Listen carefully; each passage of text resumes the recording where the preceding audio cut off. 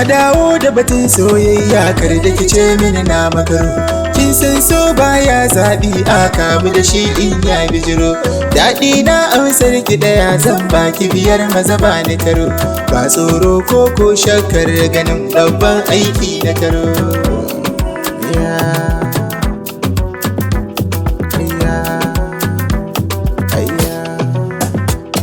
Tsaya ki ji saƙon dan Allah, kar da ki juya min baya.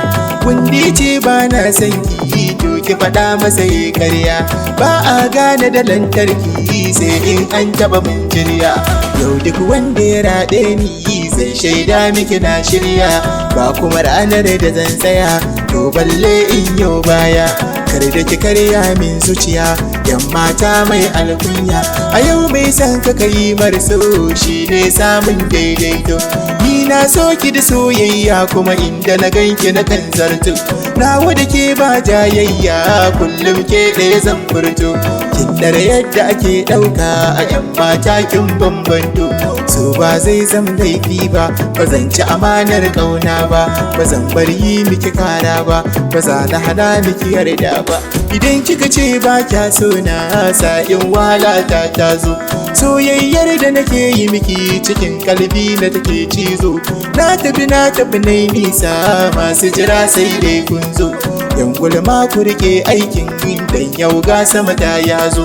Ba yanzu muka faro ba, sannan ba za mu aje ba. Domin mun tafi mun yi gaba, bai gaba ta yi kai gaba. Kun san aiki sai mai shi, ba wasa muka ɗauko ba. Mun sasanta ba kwaso, ku gane haɗin ba ni ne ba.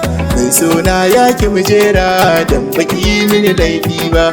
In ma kin yau na yaje, ba za na bari a ji kaina ba.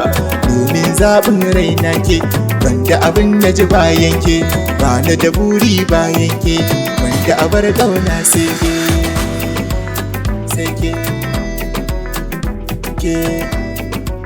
sai ke.